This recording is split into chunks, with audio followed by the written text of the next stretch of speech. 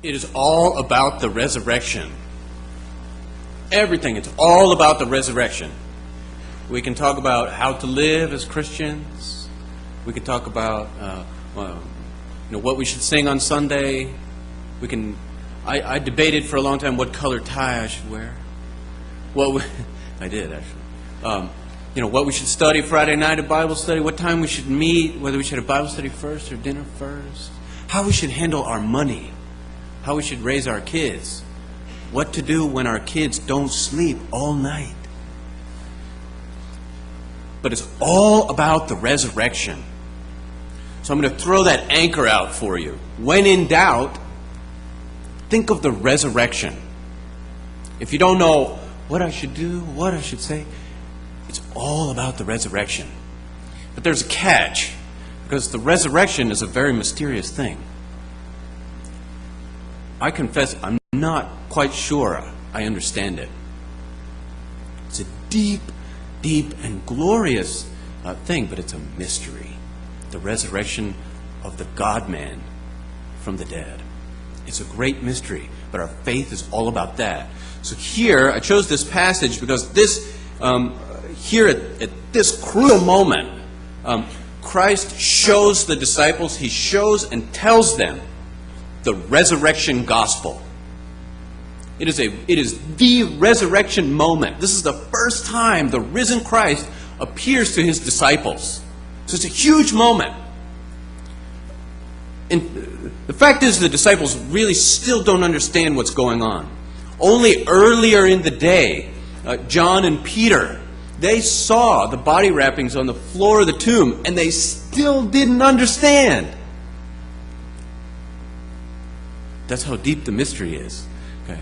But here, Jesus appears right before them, and I want to look at how. He shows them the resurrection gospel in word, and he shows them the resurrection gospel in his body, in deed, in what he does, in what he says and in what he does. He shows them the power and the meaning of the resurrection. That's what I want to look at.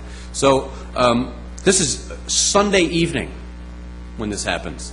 There are rumors circulating that the body of Jesus of Nazareth is missing from the tomb. And at this point, he's appeared to very few people. He hasn't seen the disciples yet. And you see in verse 19, it says, on the evening of the first day of the week when the disciples were together, they had locked the doors. They met in secret. They were afraid of the Jews.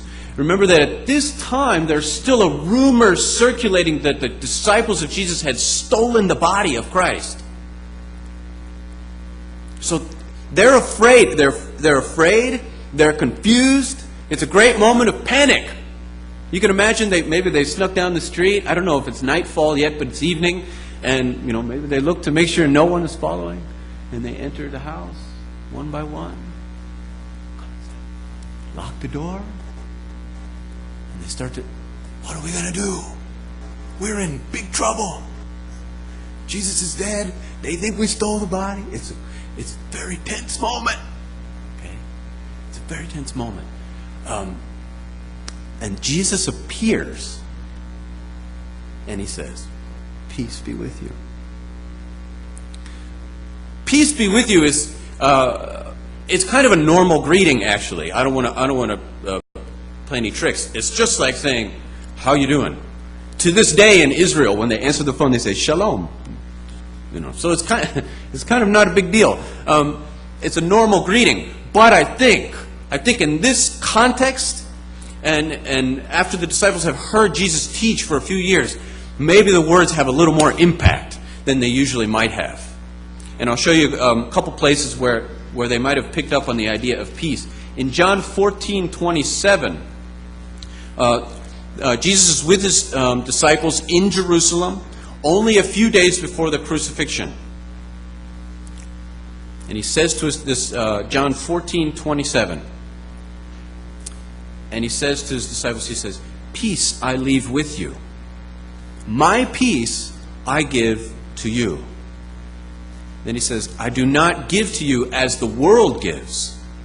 Do not let your hearts be troubled, and do not be afraid. Now at this point, the disciples don't know what's going to happen.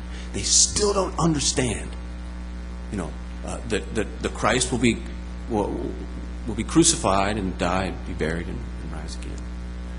But Jesus is kind of very, very, very enigmatic here. He says to them, I'm going to give you peace to you. And he says, but it's my peace that I give to you. And keep in mind, he says, I do not give as the world gives. What does he mean by that? I don't give as the world gives. Do not be afraid. So something about the way Jesus will give his special peace is a cause for great calm and assurance. It's a different kind of peace. It's a not this worldly peace. My peace I give to you. Fear not. Now, they still don't understand the full impact. John 16:21, we're getting closer to the crucifixion. John 16:21 and 22. The day before the crucifixion, Jesus says to his disciples, he says this, a woman giving birth to a child has pain because her time has come. But when her baby is born, she forgets the anguish because of her joy that a child is born into the world. So with you, now is your time of grief, but I will see you again, and you will rejoice, and no one will take away your joy. Jesus tells the disciples there, he promises, you will experience acute pain and suffering and panic and confusion and fear. And he says, but I will be with you, and no one can take from you the peace I will give. So earlier in 14 he says, I give you my peace, and it's extra worldly peace. In 16, the day before he's crucified, he says, you will experience all of these terrible things, but my peace no one can take from you. So when Jesus appears in the room and he says to his disciples, peace be with you, he fulfills all this anticipation. Here they are in fear and panic and confusion, great distress. And what words does Jesus have for them? Peace be with you. But Jesus shows the meaning of this resurrection peace in another way. A couple other ways. So he brings the words and he says, peace be with you. But he also shows them that this peace is a different kind of peace. It's an important detail that the doors are locked. It's an important detail that they're meeting in secret. They're in a tiny room. They're quiet. They're afraid. They're meeting in secret. And there the Christ appears. Their risen Lord appears with them in the tiny confines of their panic and fear. There the Christ appears. Now Jesus is the Son of God. He could have done any amazing thing. It's so powerful, though, that he doesn't walk down the street and knock on the door and say, hey guys, don't worry, man. Open the door. Open the windows. Turn on the music. Everything's cool. Instead, he appears with them, by their side, in their fear and panic and confusion, in their distress. There's the Christ. Peace be with you. So on the evening of that first day of the week, when the disciples were together, with the doors locked for fear of the Jews, Jesus came, and he stood among them and said, peace be with you. After he said this, he showed them his hands and his side where he was pierced by the sword. And as Jesus had said there would be, the disciples were overjoyed when they saw the Lord. And here Jesus appears in the room. He says, peace be with you. And he shows them something amazing. He shows them something amazing. He shows them the paradox of the resurrection. Jesus shows them in his living body his mortal wounds. By these wounds, he died. And he shows them in his living presence his mortal wounds. This is the great mystery of the resurrection. That is the power of Christ risen from the dead. So Jesus appears in the midst of their fear and confusion and trembling and their panic. He says, "Peace be with you." And he shows them that the peace that he brings is extraworldly. It extends beyond the limits of this life, this mortal, passable flesh. Jesus' resurrection gospel is not a gospel that leaves the world and departs from the world. Right? We don't, as followers of Christ, we don't go off into the mountains and find quiet little caves and light candles and pray. Right?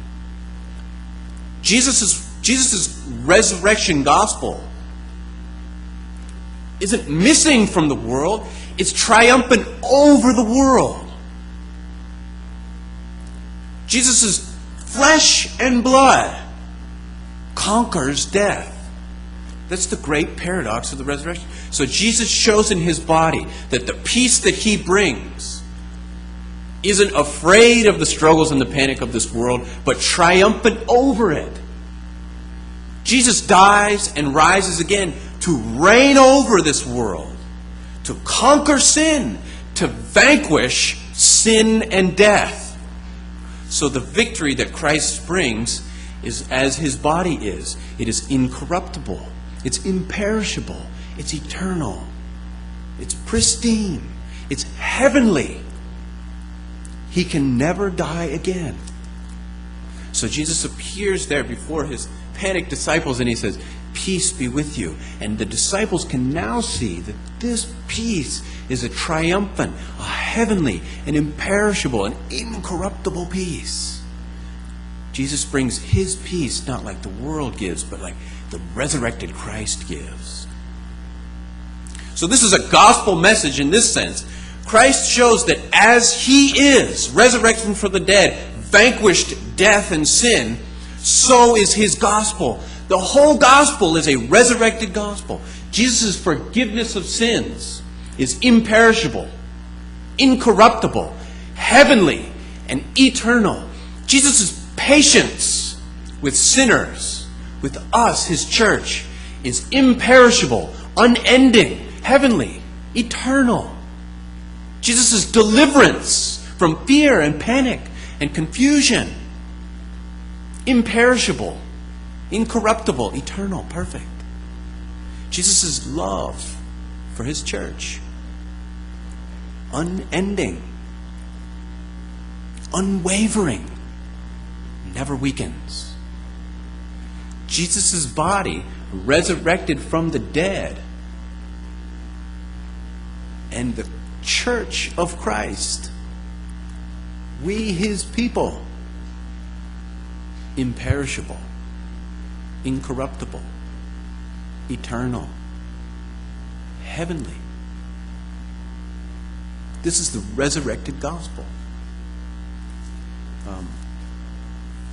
I'm going to turn to 1 Corinthians 15, and we'll close with this. 1 Corinthians 15, verse 54. When the perishable has been clothed with the imperishable, and the mortal with immortality, then the saying that is written will come true: death has been swallowed up in victory. Where, O death, is your victory? Where, O death, is your sting? The sting of death is sin, and the power of sin is the law. But thanks be to God, he gives us the victory through our Lord Jesus Christ. Therefore, my dear brothers, stand firm. Let nothing move you. Always give yourselves fully to the work of the Lord, because you know that your labor in the Lord is not in vain. Peace be with you.